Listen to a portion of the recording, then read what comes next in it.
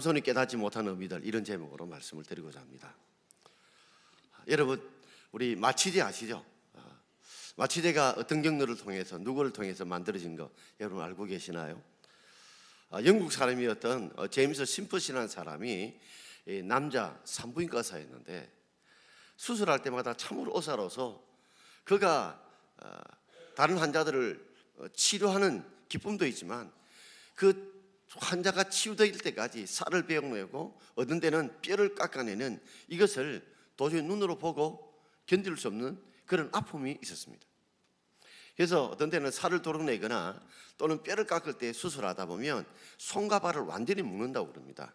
왜냐하면 묶지 않는다면 사람이 발부둥치기 때문에 도저히 그 고통을 견디지 못해서 본능적으로 몸을 흔들게 되고, 그러다 보면 제대로 수술이 될 수 없기 때문에 손과 발을 철저히 꼼짝 못하게 묶는다는 거죠. 그러니까 못 견디는 가운데 입도 막고 손도 발로 묶으니까 막 환자가 말할 수 없는 고통 가운데서 그렇게 수술을 받는 모습을 보면서 내가 의사로서 이 환자들을 좀 고통 없이 치유하고 수술할 수 있는 길은 없는가, 이걸 찾다가 창세기 2장을 읽었습니다. 읽었더니 하나님께서 아담을 잠들게 하시고 그 가운데 깊이 잠들 때에 갈비뼈를 빼내어서, 그죠? 갈비뼈를 빼내었다. 이걸 보고 보통 사람 같으면 그냥 지나갈 건데, 이 산부인과 의사였던 이 제임스 심프슨이, 아니 하나님께서 어떻게 이 아담을 잠들게 만드시고 깊이 잠들게 만드시고 이 갈비뼈를 빼내는 이 놀라운 것을 행하셨을까? 이걸 가지고 하나님께 기도하는 가운데 그가 36살 때 1847년에 그는 클로로포름이라고 하는 액체가 바로 사람으로 하여금 들이마실 때에, 그때에 사람에게 마취 효과가 있다는 걸 알게 되었습니다. 그 전에 마치 비슷한 효과가 있었지만 제대로 그것이 효능을 발휘하지 못하고 사람들에게 안심한 그런 마취제가 되지 못했어요. 그런데 클로로포름이라고 하는 마취제를 그렇게 만들었다 해도 아무도 믿어주지 않는 겁니다. 그래서 알 수 없이 자신이 직접 클로로포름을 마셨더니 홍알홍알 하면서 자기는 모르게 깊은 잠에 빠졌는데, 깊은 잠에 빠진 게 아니고 깨어났다는 거죠. 그러니까 죽는 것은 아니구나. 그리고 깊이 잠들다가 깬 걸 보니까 효능이 있구나 싶어서 여러 수술에 적응하려고 했지만 이 제임스 심프슨을 인정하지 못했고 클로로포름이 정말 효과가 있는가를 받아들이지 않기 때문에 여러 가지 난관들이 있었고, 또 종교에서도 거부하고, 왜 인간의 고통을 그대로 받아야 되는데 왜 마취제를 속여서 그것을 하루신 그 인간의 본능을 거부하느냐, 이런 일들이 있게 되었습니다. 그러다가 1853년 6년 지나서 해가 지지 않는 영국을 만들었던 빅토리아 양이 8번째 아들을 낳았을 때, 전체 빅토리아 양이 9명의 아들을 낳았거든요.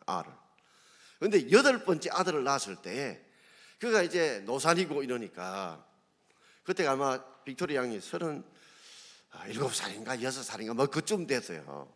그러니까 이 노산의 두려움이 있다 보니까 누가 이 마취제 클로로포름을 통해서 통증이 없다는 걸 알고 직접 빅토리아 양이 클로로포름이라는 마취제를 마시고 고통 없이 이렇게 순산하게 된 겁니다.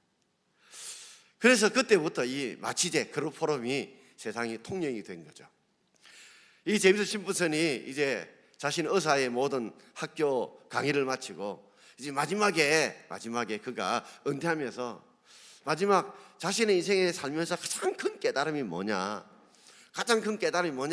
이렇게 물었을 때 많은 사람들은 다 그가 만들었던 마취제 클로로포름이라고 그걸 발견하고 그것을 깨달았던 것이라고 말할 줄 알았는데, 클로로포름이 그렇게 말하지 않고, 나는 인생에서 가장 큰 깨달음이 있다면 바로 그것은 내가 죄인이라는 것과 예수님께서 바로 나의 죄를 용서해 주신 구세주라는 걸 깨닫게 해주신 것, 이게 나의 가장 큰 깨달음이었다고 고백을 했다는 것이죠. 그렇습니다. 참으로 심프슨을 통해서 하나님께서 그에게 이렇게 깨달음을 주신 이유, 이 마취제를 발견한 이유도 바로 그가 성경의 말씀에 귀를 기울이고 그걸 통해 기도할 때 하나님께서 깨우쳐 주신 것처럼 여러분 삶에 있어서 우리가 아무리 세상 걸 보아도, 성경을 읽어도, 세상이 뭘 봐도 깨달음이 없다면 깨달음이 없다면 그것은 우리에게 아무것도 아니라는 거죠. 제가 오늘 서론을 왜 이렇게 길게 말하느냐, 오늘 삼손이 위대한 일을 행했던 장면이 오늘 성경에 기록되어져 있습니다. 자, 삼손이 자신의 동족이었던 이스라엘 백성에 의해 이제 묶여서 나옵니다. 그런데 삼손이 힘이 장대하던 걸 알기 때문에 밧줄, 세 밧줄 두 개로 꽁꽁꽁꽁 묶었어요. 그래서 어디 숨어 있다가, 바위 뒤에 숨어 있다가 이제 끌려 나옵니다. 그러자 그게 포진하고 있던 블레셋 사람들이 막 환호를 지르고 고함을 질렀을 거예요. 드디어 저 원수 삼손이 두 손에 꽁꽁 묶인 채로 포로로 잡혀 나온다는 걸 보고, 그런데 이 삼손이 하나님께 여호와의 신이 크게 감동할 때 그에게 권능을 베푸셔서 이 두 밧줄이 불탄 삶, 여러분 삼이요 불을 붙이면 그저 힘없이 잘라지는 것처럼 그것을 깨뜨리고, 그렇게 한호했던 이 잔치집 분위기가 졸지에 블레셋 초상집 분위기가 되었던 이야기, 그 이야기가 오늘 본문의 내용입니다. 우리가 세 가지로 했던 그 의미를, 영적 의미를 한번 생각해 보려고 합니다. 자, 첫 번째 제목을 우리 같이 한번 읽어보겠습니다. 삼손이 나귀의 새 특별로 1000명을 죽였다는 의미. 자, 삼손이 나귀의 새 특별로, 새로운 특별로 1000명을 죽였다는 그 의미를 한번 생각해 보려고 합니다.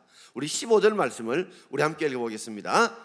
삼손이 나귀의 새 특별을 보고 손을 내밀어 집어들고 그것으로 1000명을 죽이고 그랬습니다. 이 장소가 레히라는 곳입니다. 레히 이름 뜻이 뭔지 아세요? 턱배라는 뜻이에요. 그러니까 아마 레히라는 동네에 턱배가 많았던가 봐요. 그래서 이 동네 이름 자체가 레히입니다. 턱배라는 뜻이에요. 그런데 그 중에 나귀의 새로운 턱뼈, 죽은 지 얼마 되지 않는 턱뼈가 있었어요. 그러니까 아마도 자세히는 알 수 없지만 레히라는 동네가 동물들을 도살했던 곳이었던가 봐요. 그러니까 여러 동물들의 뼈들이 많았는데 그 중에 삼손이 집어드는 게 뭐라고요? 나귀의 새 턱뼈였습니다. 그러니까 나귀가 제법 이 큰 데다가 이게 이제 얼마 되지 않으니까 이 턱뼈가 우리가 생각할 때는 신무기처럼 보이죠. 왜요?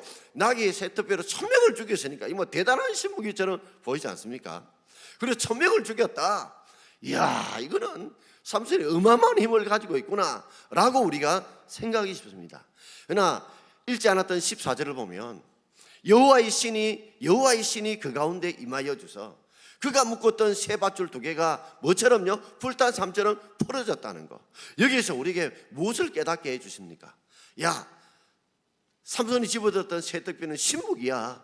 삼손은 대단한 그런 장사야. 이걸 보면 안 돼요. 그 배우 속에 뭐예요? 바로 나귀의 새 턱뼈가 아무것도 아니지만 삼손에 들려 있을 때에 그때 놀라운 일이 일어난 것처럼 오늘도 삼손을 붙드시고 삼손과 함께 하셨던 여호와의 능력이 1000명을 죽였다. 도저히 있을 수 없는 놀라운 일을 누구를 통해서 하나님께서 삼손을 붙잡고 일하셨다는 것을 이 본문에서 우리가 알아야 됩니다. 그런데 삼손은 그걸 깨닫지 못하고 있어요. 여러분, 모세의 지팡이를 가지고 홍해를 가르고 그리고 반석을 쳐서 물을 냈어요. 그것이 모세의 능력입니까? 그것이 지팡이의 능력이에요? 그것은 모세와 함께 하셨던 하나님의 능력인 줄 우리가 믿습니다. 그런데 삼손은 그걸 깨닫지 못했어요. 자기의 지금 이 두꺼운 새 밧줄이 묶여 있는 거, 그걸 갖다가 풀었던 게 자기 능력인 줄 알았어요. 오늘 나귀의 새 턱뼈로 1000명을 죽인 것도 자기 능력인 줄 알았어요. 아직 깨닫지 못했죠. 자, 두 번째 우리가 한번 생각해 보려고 합니다. 삼손이 세웠던 라맛 레히. 자, 삼손이 나귀 새 턱뼈로 1000명을 죽여놨는데 그 이름을 라맛 레히로 불렀어요.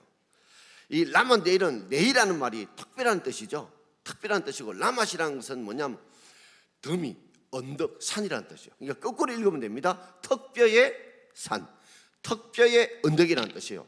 이 의미를 우리가 한번 생각해 볼 필요가 있어요. 자, 16절과 17절 한번 읽어보겠습니다.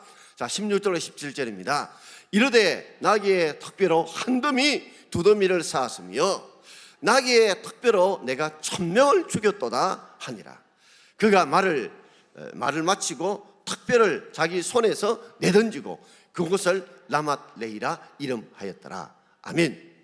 나귀의 턱뼈로 한 더미 두 더미를 쌓았다. 뭘 한도 두 더미를 쌓았을까요? 사람 시체를, 사람이 죽인 사람의 시체들, 블레셋 사람의 시체를 모여 한 더미 두 더미 쌓았는데 그것이 뭐죠? 언덕처럼 산처럼 생긴 거예요.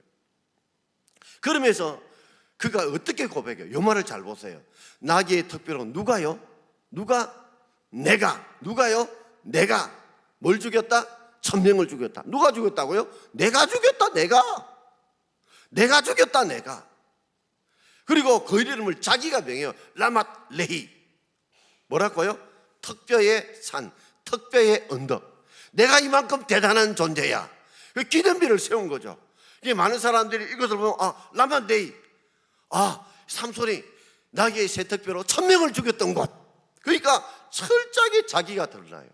그리고 철저하게 내가 했고 내가 했다는 기념비를 세웠던 게 바로 오늘 삼손이죠. 나중에 이 모습을, 그죠? 사울도 나중에는 그 죄를 범하고 말죠. 출애굽기 17장에 보면 출애굽한 이스라엘 백성들이 참으로 전쟁을 치릅니다. 누가 하고요? 아말렉하고. 그런데 아말렉이 전쟁을 먼저 걸어왔어요. 그리고 이거 아무 무기도 무장되지 않으니까 그저 그들이 애굽에 가지고 올 때 금은 보화를 가지고 왔다더라, 귀한 걸 가지고 왔다더라. 그러니까 그걸 훔치려고 공격을 해온 겁니다. 그런데 아무 무장이 되어지지 않아요. 저쪽에는 아말렉은 철저하게 무장을 하고 공격을 해왔습니다. 제 이름이 기섭인데 기섭한 거예요.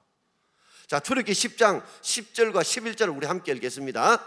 여호수아가 모세의 말대로 행하여 아말렉과 싸우고 모세와 아론과 훌은 산 꼭대기에 올라가서 모세가 손을 들면 이스라엘을 이기고 손을 내리면 아말렉이 이기더니 그랬습니다. 여호수아가 모세의 말대로, 무슨 말일까요? 너는 여호수아야, 너는 이스라엘 백성과 전쟁터 나가라. 나는 손을 들고 기도할게. 하나님이 도우신단다. 이렇게 말을 해줬어요. 그래서 아말렉과 싸우는데요, 모세가 아론과 훌이 올라갑니다. 그런데 손을 들면, 모세가 손 들고 기도하면 이스라엘 이기고 손을 내리면 아말렉 이기요. 그러면 이기기 위해서는 받쳐줄 사람이 필요하죠. 그러니까 아론과 훌이 함께 올라간 겁니다. 자, 전쟁의 승패가 어디 있다고요? 기도의 손을 올리느냐 내리느냐, 끝까지 기도하느냐 하지 않느냐, 그게 달려있다는 거, 그걸 말해줬어요. 자, 전쟁이 어떻게 돼요? 승리했습니다. 자, 출애굽기 17장 14절과 15절을 우리 함께 읽겠습니다. 여호와께서 모세에게 이르시되 이것을 책에 기록하여 기념하게 하고 여호수아의 귀에 외워 들리라. 내가 아말렉을 없이하여 천하에서 기억도 못하게 하리라. 모세가 제단을 쌓고 그 이름을 여호와 니시라 하고, 여호와 니시, 여호와는 나의 깃발, 여호와는 나의 성리라는 뜻이에요. 자, 그런데요, 이렇게 왜 여호와께서 모세에게 이것을 책에 기록해라, 모세야, 책에 기록해라. 왜? 정말 기억해야 될 사건이거든요. 기념해야 될 사건은 무슨 사건이냐면 도저히 이길 수 없는 전쟁을 이겼다는 거죠. 그것도 어떻게 해요? 기도의 손을 계속해서 들므로 이겼다는 거. 그러니까 하나님께서 그들 가운데 뭘 가르치는 거예요? 출애굽 때 여러 가지 어려움과 고통이 있거든. 너희가 무기가 없다는 거, 너희들이 훈련된 군사가 없다는 거, 이걸로 쫄지 말고 말아. 하나님께 기도하면 누가 이기게 하신다? 하나님이 이기게 하신다. 그분이 전능하신 분이라는 것을 그들에게 깨우쳐 주시기 위해서 기록하래죠. 그 다음에 중요한 말이 하나가 있어요. 뭐예요? 여호수아의 귀에 외워 들리라. 여호수아의 귀에 그저 말하게 하라가 아니고 귀에 외워 들리라. 이 말은 뭐예요? 계속해서 말해서 잊지 않도록 해라 말이죠. 무슨 의미일까요? 여호수아, 네가 전쟁을 잘해서 이긴 게 아니다. 네가 능력이 대단해서 이긴 것이 아니다. 바로 누구의 능력이다? 하나님의 능력이라는 것을 여호수아의 귀에 못 닦아리 않도록 계속해서 말해서 그저 가슴팍에 쐐기 지도록 그렇게 말을 해서 기억하도록, 잊지 않도록 하라는 거죠. 자, 이 말씀을 통해서 하나님은 오늘도 우리가 잘났고 우리가 똑똑한 줄 알지만 그 배후에 하나님이 역사하시는 걸 하나님이 깨닫기를 원하는데, 이 삼손은요, 두껍게 붙잡혔던 이 새로운 밧줄 두 개가 끊어지고, 그리고 별 대단하지 않는 나귀의 세 턱뼈로 1000명을 죽임에도 불구하고 1000명을 죽였는데 이것이 하나님이 하셨다고 인정하지 않고 있어요. 깨닫지 못하고 있다는 거죠. 마치 제임스 심프슨이 정말 자신의 대단한 존재라고 마치 죄를 개발했던 건 내라고 고백하지 않고 그보다 더 중요한 깨달음이 내가 죄인되고 하나님이 예수님이 나의 구세주라고 깨닫게 된 거, 이 깨달음의 은혜가 없다면요 사람은 교만할 수 있습니다. 뛰어나면 뛰어날수록 교만해요. 대단하면 대단할수록 교만해요. 나중에 버림받을 수밖에 없다는 거죠. 자, 그런데 이제 깨달을 때가 있습니다. 세 번째입니다. 제목을 함께 읽어볼까요? 삼손이 물 마시고 지은 에낙골의 의미. 자, 에낙골의 의미에 대해서 오늘 18절 말씀 이렇게 말씀하고 있습니다. 같이 읽읍시다. 삼손이 심히 목이 말라 여호와께 부르짖어 이르되 주께서 종의 손을 통하여 이 큰 구원을 베푸셔 사오나 내가 이제 목말라 죽어서 할례받지 못한 자들의 손에 떨어지겠나이다 하니, 삼손이요 그 대단할 때 하나님이 이제 그에게 심히 목마른 고통을 주셨어요. 자기 힘으로도 이 심히 목마른 고통을 이겨낼 도리가 없습니다. 여러분 한번 생각해, 천명을 죽일 때까지 그가 온 몸에 기력이 다 있을 것이고 땀을 뻘뻘 흘렸을 겁니다. 그죠? 그러니까 심히 목말랐어요. 목마른데 어느 정도로 목마른지 하면 내가 이제 목말라 죽을 지경입니다. 자, 심히 목말라 죽을 지경인데 이 목말라 죽을 지경 되니까 뭐죠? 힘이 다 떨어져요. 그러다 보니까 할례 받지 못한 자들, 누굽니까? 자신이 죽였던, 천명을 죽였던 블레셋 사람들의 손에 뭐가 떨어지겠다? 뭐가 떨어져? 내 목이 떨어질 거다. 이 죽음의 위기, 목마름이 결국에는 그의 목숨의 위기가 오자 하나님 앞에 뭐합니까? 부르짖어 기도하고 있습니다. 여러분, 우리는 우리의 한계 상황이 어떻게 보면 고통이요, 어떻게 보면 아픔이요, 어떻게 보면 위기지만 이것이 어쩌면 우리가 하나님을 찾을 수 있는 좋은 기회가 될 줄 믿습니다. 여러분, 우리가 삼손을 13장부터 묵상하면서 삼손이 기도했다는 장면이 나옵니까? 삼손에게 부르짖은 장면이 나옵니까? 처음으로 등장하는 이 단어, 부르짖었다, 기도했다는 단어가 오늘 이 장면에 처음에 나옵니다. 이전에는 자기 힘으로 능히 모든 걸 할 수 있다고 생각했던 삼손, 그러다 보니까 하나님께 매달려 기도 안 했어요. 자기 힘으로 했어요. 그리고 하나님이 그 삼손과 함께 해주셨어요. 그러나 심히 목마르고 고통받은 그 순간에는 하나님께서 그냥 버려두셨어요. 버려두자 목이 말라 죽게 될 지경이 되고, 죽게 될 지경에 목말라 죽든지 아니면요 목 떨어져 죽든지 어쨌든 죽게 될 지경이 오니까 그때서 부르짖기 기도합니다. 그때서요 기도하는 기도의 내용이 달라요. 19절 한번 읽어볼까요? 자, 19절입니다. 하나님이 레히에서 한 우묵한 곳을 터뜨리시니 거기서 물이 솟아 나오는지라. 삼손이 그것을 마시고 정신이 회복되어 소생하니 그러므로 그 샘 이름을 에낙고레라 불렀으며 그 샘이 오늘까지 레히에 있더라. 그러니까 레히라는 동네라는 거죠. 레히, 특별한 동네입니다. 이 동네인데 아까는 뭐예요? 자신이 천명을 죽여놨는데 뭐라고? 라맛 레히.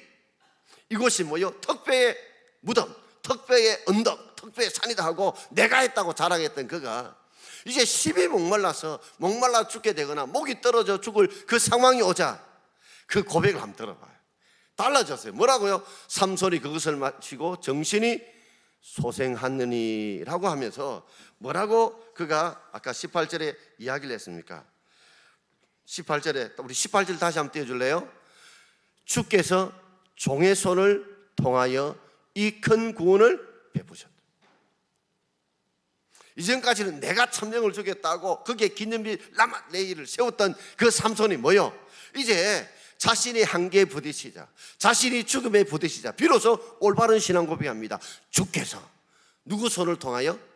종된 내 손을 통하여 이 큰 구원, 있을 수 없는 큰 구원, 천명을 죽임으로 나를 구원하신 큰 구원을 베푸셨다. 이제 제정신이 드는 거예요.